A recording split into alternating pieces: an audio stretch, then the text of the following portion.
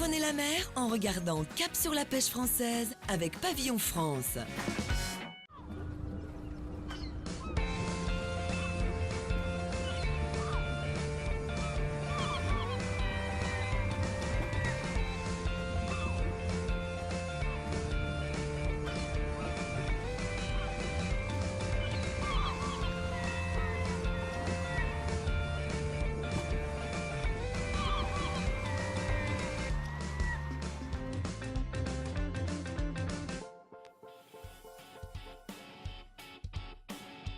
Cette semaine, nous jetons l'ancre à La Ciotat. Ancien haut lieu de la construction navale, la cité balnéaire est aussi un petit port de pêche. Seineurs, palangriers, pêcheurs de poissons vivants, une vingtaine de pêcheurs travaillent ici et pratiquent ce que l'on appelle en Méditerranée les petits métiers. Face à la mer, la ville est adossée au bec de l'Aigle et au Cap Canaille. Au lever du jour, nous partons suivre une pêche un peu particulière, celle des oursins en plongée sous-marine.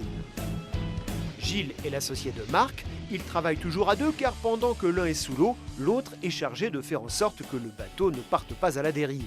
Une bouteille suffit, elle permet de tenir 2 heures sous l'eau. On a l'autonomie pour aller travailler, c'est bon.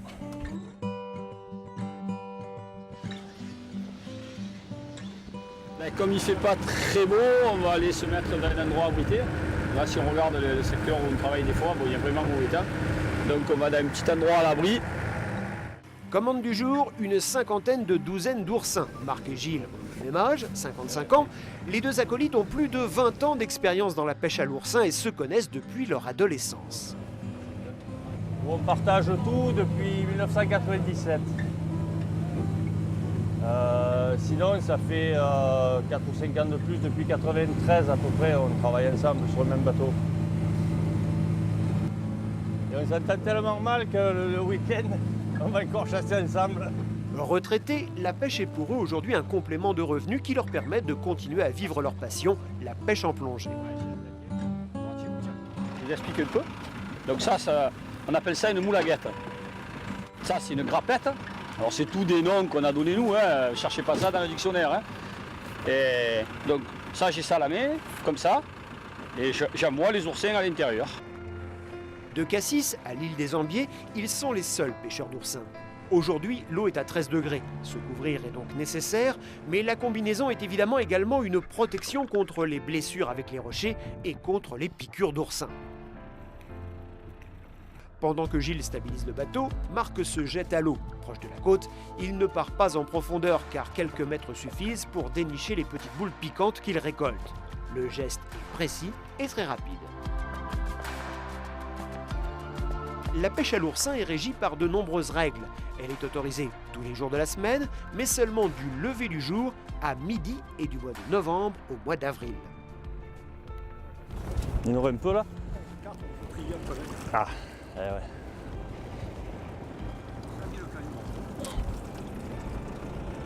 C'est pas mal.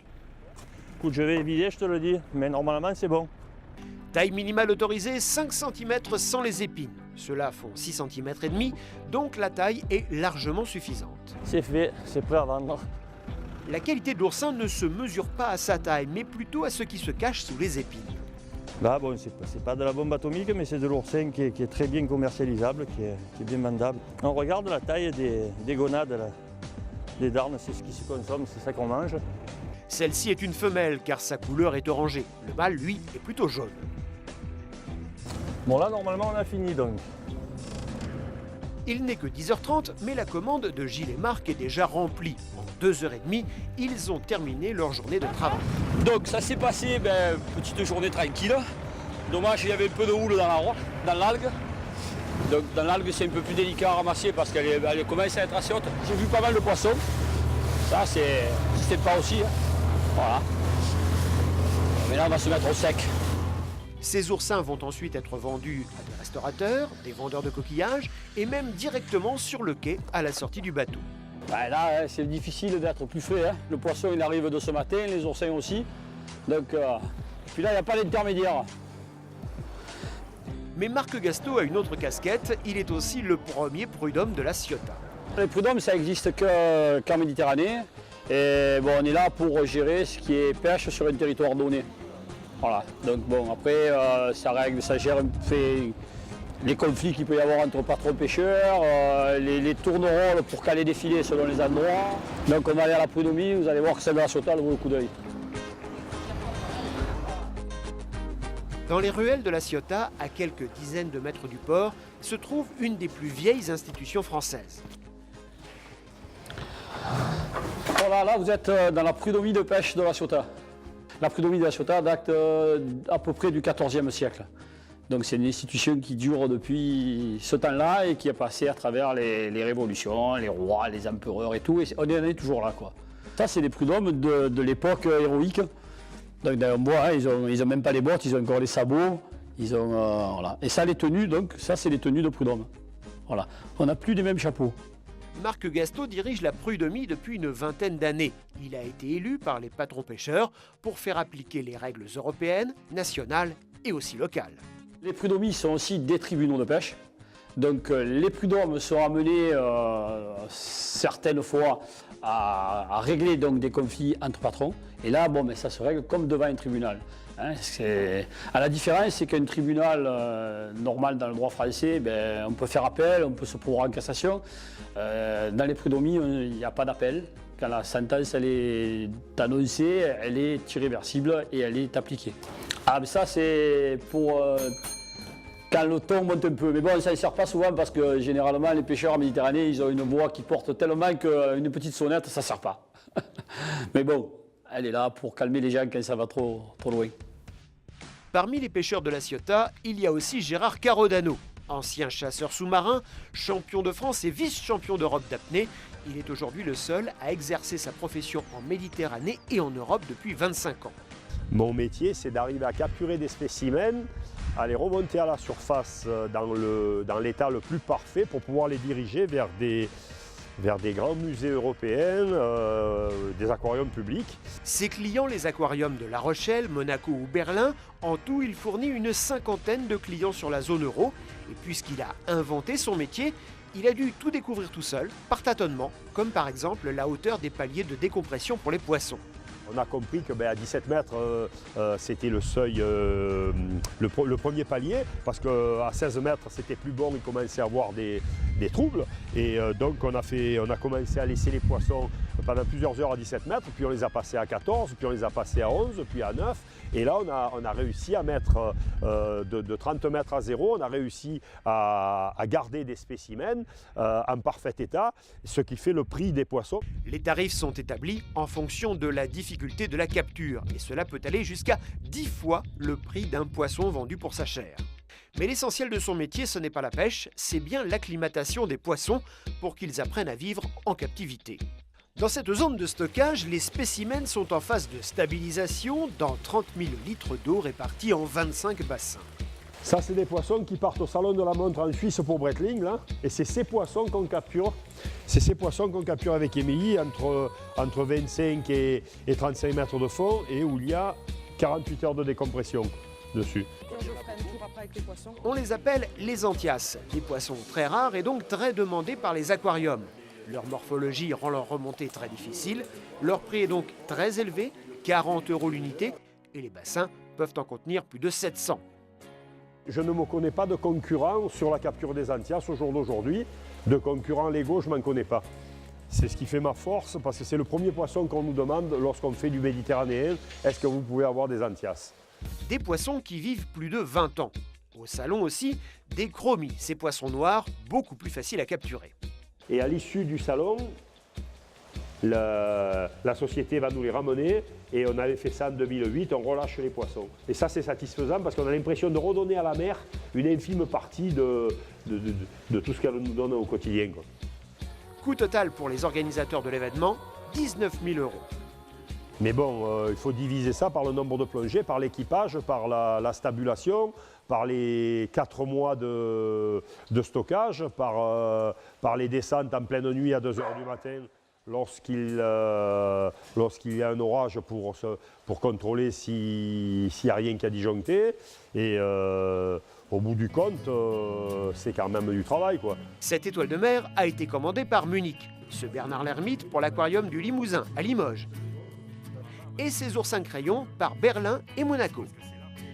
Au total, sur la grille des tarifs, Gérard propose plus de 100 poissons et 90 invertébrés. Ils viennent le nourrir avec des éléments qui viennent de toute façon de la mer, là où il a l'habitude de manger. Donc tu lui donnes des petits morceaux, parce que gros morceaux ça sert à rien, après ça leur fait beaucoup trop de nourriture. Donc on les donne petit bout par petit bout. Tu lui donnes, tu peux le jeter dans le bassin simplement, il va venir l'attraper. Maintenant tu peux lui donner dans la tentacule, il l'attrape aussi, il va la mener à la bouche. Et il va commencer son petit processus de digestion. Bon, j'aime beaucoup le poulpe en fait. C'est vraiment l'animal que je préfère et j'adore jouer avec eux. Et quand il en a assez, il a une tendance à le faire savoir d'une manière assez originale. Elle vient de cracher. Une fois apprivoisé, le poulpe devient presque un animal de compagnie. Eux, ils te viennent, ils te crachent l'eau dessus, les gosses viennent jouer avec. Des fois, même, on a un petit pincement au cœur quand ils s'en vont. Mais bon, on sait que c'est pour la bonne cause aussi et qu'ils vont être bien dans les endroits où ils vont être. Certains poulpes sont aujourd'hui célèbres, comme Paul, qui prédisait, rappelez-vous, l'issue des matchs de la Coupe du Monde de football de 2010. C'est Gérard qui l'avait pêché et vendu. Ah, certains animaux sont baptisés. Les poulpes sont toujours baptisés parce que par rapport à un événement, par rapport à une particularité, on en a un, on l'avait appelé Jésus parce qu'on l'a ressuscité tout simplement. Il était tombé d'un bac, on l'a retrouvé plusieurs heures après, on l'a mis sous oxygène pur et il est reparti, donc on l'a appelé Jésus. Et celui qui est dans ce bac, là, c'est MacGyver parce qu'il arrive à s'évader. Et si on ne boulonne pas avec des papillons le couvercle, il se débrouille toujours de sortir. Et on se demande même s'il ne va pas nous défaire les boulons. Il s'est évadé 4 fois cette semaine. Lorsque Gérard estime que les animaux sont prêts, il les envoie au musée et aux aquariums. Aujourd'hui, il se sépare de MacGyver, justement. Il faut éviter qu'il crache l'encre. On évite qu'il crache l'encre. Là, ça va. Pour l'instant, il a l'air assez calme. Et c'est le moment le plus délicat, c'est celui-là. C'est le moment où on le pose. Et là, on sort doucement, doucement, doucement, doucement. On sort l'épuisette. Et c'est le moment où il crache l'encre, normalement. Et là, quand il n'a pas craché l'encre comme ça, maintenant, on le referme doucement. Et là, on envoie l'oxygène qui va remplacer l'air. Au lieu de 21% dans l'air ambiant, on monte à 100%. Là, on referme le sac. On met le couvercle. Alors là, le colis, il s'en va en Angleterre, à Weymouth. Et il va arriver, en principe, demain matin, au plus tôt à 9h et au plus tard à 14h. Pour Gérard, l'objectif derrière tout cela, c'est la préservation de la ressource et la protection des fonds marins. Car la mer, pour lui, comme pour Émilie, c'est une passion. Le matin, on descend, des fois, on déconne, on dit putain, il faut qu'on aille plonger, tu te rends compte. La semaine prochaine, nous sortirons la tête de l'eau pour découvrir la pêche au pointu et la pêche au lamparo.